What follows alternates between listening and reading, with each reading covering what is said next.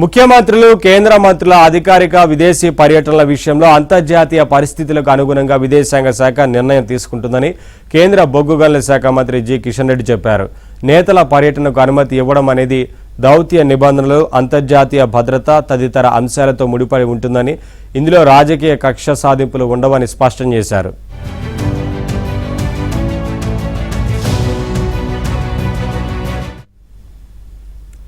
ముఖ్యమంత్రులు కేంద్ర మంత్రుల విదేశీ పర్యటనలకు కేంద్రం అనుమతి నిరాకరించడం ఇది కొత్త ఏం కాదని, యూపీఏ హయాంలో ఉన్న నిబంధనలే ఇప్పటికీ అమలులో ఉన్నాయని వివరించారు. తనకు కూడా 4-5 సార్లు అనుమతి లభించలేదని, కెనడా, రష్యాలో మైనింగ్కు సంబంధించి జరిగిన సదస్సులకు హాజరు కాలేకపోయినని కిషన్ రెడ్డి వివరించారు.